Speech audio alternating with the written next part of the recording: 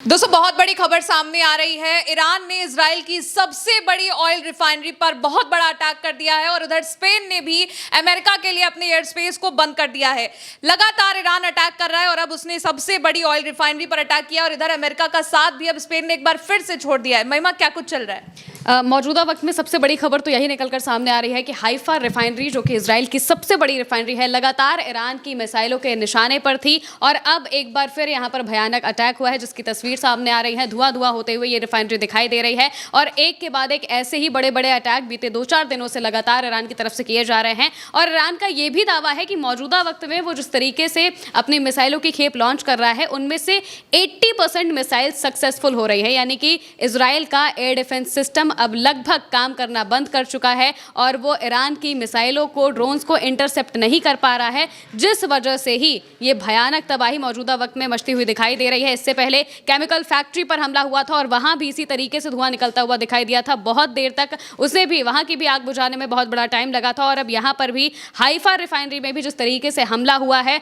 वो इस वक्त का सबसे बड़ा हमला बताया जा रहा है। आरटी इंडिया के हवाले से खबर भी इस पे छापी गई है। लिखा है, fire erupts as Israeli oil refinery in Haifa after attack from Iran. An industrial building and a fuel tanker at a site were hit by debris from an intercepted Iranian missile, Israel's Fire and Rescue Service said. यानी कि जो industrial building थी उसको क्षति पहुंची है और इसके साथ साथ में वहां पर एक फ्यूल टैंकर खड़ा था जिसको आग लग गई और मौजूदा वक्त में वहीं से धुआं निकलता हुआ दिखाई दिया है। और इसी तरीके की अलग अलग जगहों से खबरें सामने आ रही है कि हाइफा में बहुत देर तक जब ये अटैक होता है तो इसी तरह से आग लगते हुए दिखाई देती है। वहीं दूसरी तरफ अब स्पेन की भी एक बहुत बड़ी खबर सामने आई है। स्पेन ने अपना एयर स्पेस बंद कर दिया है अमेरिका के प्लेन्स के लिए। वो प्लेन जो कि ईरान पर हमला करने के लिए जा रहे थे, ये वो वॉर प्लेन थे जो कि ईरान पर हमले के लिए इस्तेमाल हो रहे थे और इसी वजह से स्पेन ने साफ कहा कि हम अपना एयर स्पेस इस्तेमाल नहीं करने देंगे किसी भी तरीके के अटैक के लिए, जिस वजह से ट्रंप को अपने जो एक ज़रूरी मिशन है वो भी अबॉर्ट करना पड़ा है। खबरें आपके सामने हैं। एबीसी न्यूज़ के हवाले से लिखा है,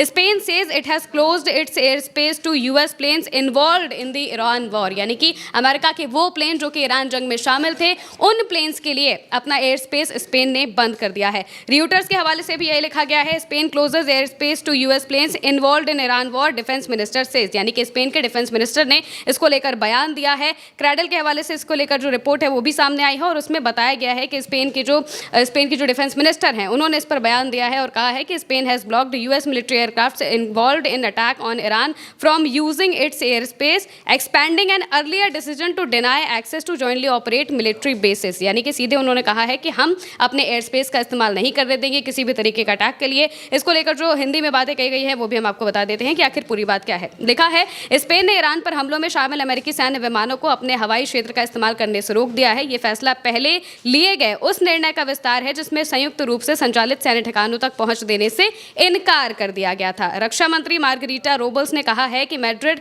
इन हमलों से जुड़े अभियानों के लिए सैन्य ठिकानों या फिर हवाई क्षेत्र के इस्तेमाल की परमिशन नहीं देगा। अधिकारियों ने बताया है कि यह कदम स्पेन के उस रुख को दर्शाता है जिसके मुताबिक ये हमले एक तरफा तरीके से और अंतर्राष्ट्रीय कानून का उल्लंघन करते हुए किए गए थे। इस प्रतिबंध की वजह से जब अमेरिकी लड़ाकू विमान पश्चिम एशिया में स्थित लक्ष्यों की ओर उड़ान भरते हैं तो उन्हें स्पेन के हवाई क्षेत्र से बचते हुए अपना रास्ता बदलना पड़ता है। मौजूदा वक्त में अब उन्हें अपना रास्ता भी बदलना पड़ेगा। इसके साथ साथ में जो सबसे बड़ी वजह है वो यही वजह है कि ईरान पर जब हमले किए गए हैं तो वो हमले एक तरफा थे, यानी कि इजराइल और अमेरिका की तरफ से एक तरफ से किए गए हमले थे। ये कोई ऐसी जंग नहीं थी जो कि दोनों की तरफ से शुरू की गई हो, ये थोपी हुई जंग है। यही कहते हुए स्पेन ने इस बात को कहा है कि ये इंटरनेशनल लॉ का उल्लंघन करती है, ये जंग पूरी तरह से लॉ के खिलाफ है। इस वजह से हम इस जंग में किसी भी तरीके के अटैक को आने नहीं देंगे और इसका इस्तेमाल नहीं करने देंगे कि आप हमारे एयर स्पेस का इस्तेमाल करें। करंट रिपोर्ट के हवाले से भी एक बहुत जरूरी बात लिखी गई है जिसमें बताया गया है कि Spain closed its air space to aircraft involved इन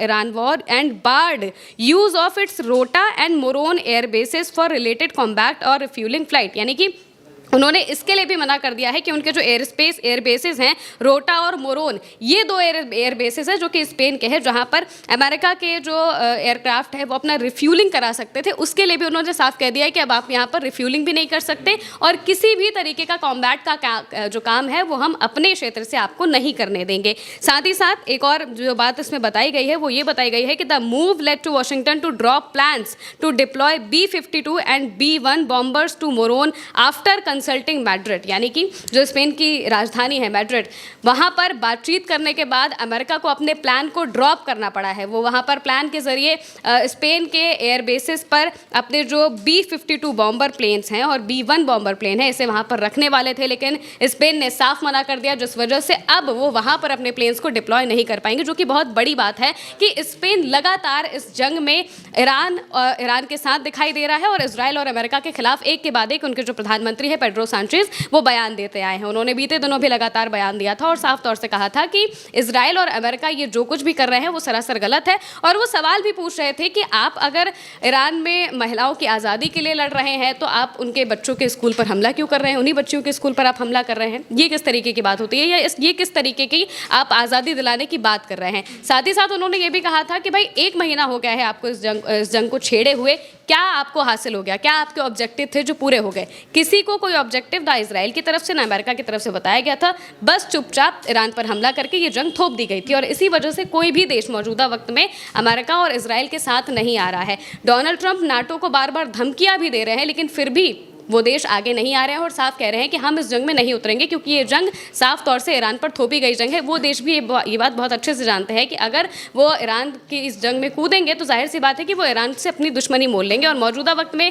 उनके जो जहाज़ स्ट्रेट ऑफ हॉर्मुज़ से जा पा रहे हैं वो नहीं जा पाएंगे। ये भी एक स्ट्रेटेजिक तौर पर भी ईरान बहुत बड़ा खेल कर रहा है।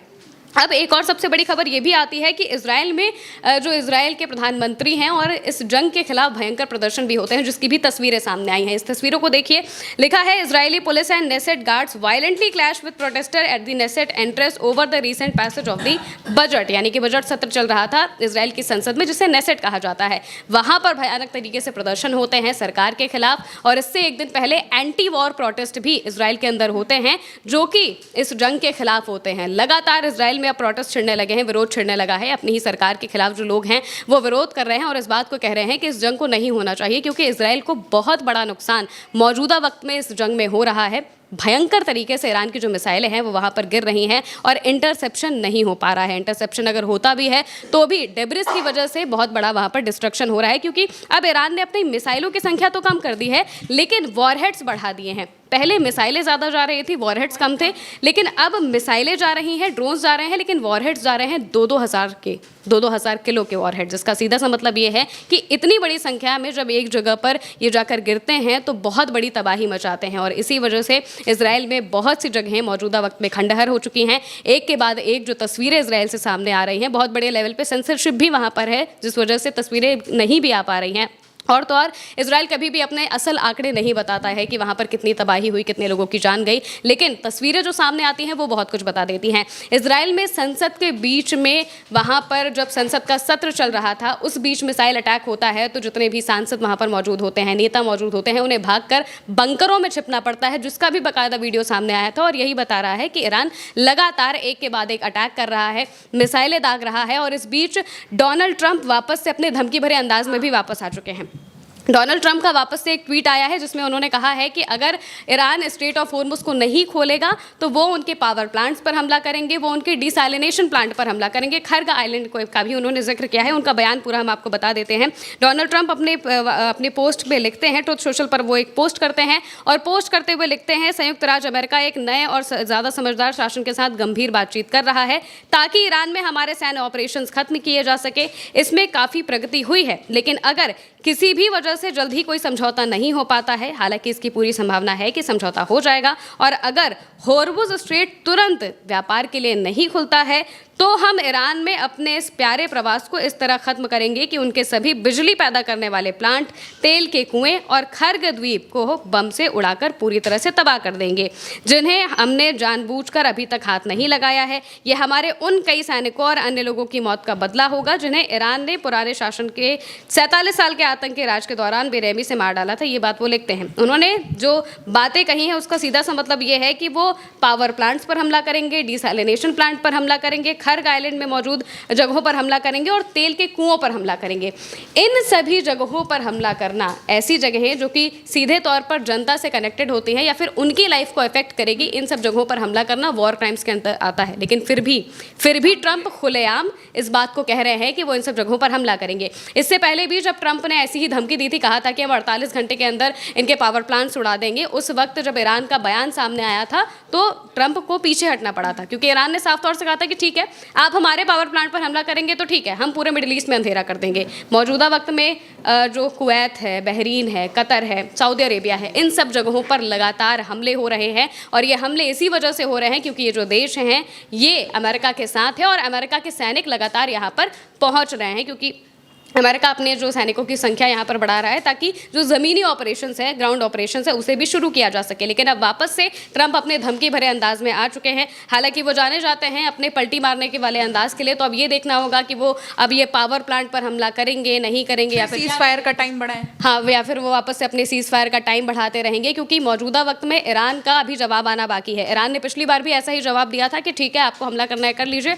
हम भी फिर वैसा ही हमला करेंगे, क्योंकि ईरान मौजूदा वक्त में उसी स्टेट में बैठा हुआ है कि आप जहां हमला करेंगे हम भी वहां हमला करेंगे। वो किसी हमले की शुरुआत नहीं करते, ना ही उन्होंने जंग की शुरुआत की थी। उन्होंने साफ तौर से, जब शुरुआत में भी जंग हुई थी, तब ईरान जो हमले कर रहा था वो मिलिट्री टारगेट्स पर कर रहा था, लेकिन इन्होंने स्कूल्स पर हमला शुरू किया, इन्होंने सिविलियन एरियाज को टारगेट किया, इन्होंने हॉस्पिटल्स को टारगेट किया, लेकिन तब भी ईरान ने हॉस्पिटल्स या स्कूल्स को टारगेट नहीं किया। अभी भी ईरान जो हमले करता है तो वो मिलिट्री एरियाज या फिर रिफाइनरीज या तेल डिपो, जिससे बड़ा नुकसान हो सके, वैसे फाइनेंशियल तौर पर नुकसान हो सके, उस तरीके से वो हमला करता है। लेकिन इजराइल इस तरीके से नहीं सोचता है, वो लोगों की भी जान बड़े लेवल पर लेता रहता है और इसी वजह से भयानक वो हमले करते हैं। लेकिन अब ईरान जब जवाब देगा डोनाल्ड ट्रंप के इस थ्रेट का, तो वो जवाब भी देखने वाली बात होगी, क्योंकि मौजूदा वक्त में ईरान की तरफ से ये कहा जा रहा है कि नेगोशिएशंस थर्ड पार्टी के थ्रू हो रहे हैं, सीधी कोई बातचीत नहीं हो रही है। लेकिन जो डोनाल्ड ट्रंप है वो कह रहे हैं कि हमारी बहुत अच्छी बातचीत हो रही है। उनका जो पूरा मैटर है वो स्ट्रेट ऑफ हॉर्मुज को खुलवाने का है, जो कि इस जंग के शुरू होने से पहले खुला हुआ था। ऑलरेडी जंग शुरू की, लेकिन अब जो पूरा का पूरा मैटर है वो हॉर्मुज पर आकर टिक गया है कि हॉर्मुज को किसी तरह खुलवाया जाए, जो कि खुलवाने में डोनाल्ड ट्रंप असमर्थ दिखाई दे रहे हैं। अब वो किसी भी तरीके से धमका के या फिर किसी भी तरीके से चाहते हैं कि हॉर्मुज खुल जाए, लेकिन ईरान मानने को तैयार नहीं है। उसने कहा है कि हमारी 5 शर्तें हैं, मान लीजिए सीज फायर हो जाएगा, हम हमला नहीं करेंगे। लेकिन इन शर्तों को भी अमेरिका मानने को तैयार नहीं है। लेकिन स्ट्रेट ऑफ हॉर्मुज अभी भी बंद है, सबके लिए खुला हुआ है, लेकिन अमेरिका और उनके पीछे जो देश होते हैं उनके लिए वो मौजूदा वक्त में बंद है, जिसे खुलवाने की कोशिश डोनाल्ड ट्रंप अब धमका के करने की कोशिश कर रहे हैं।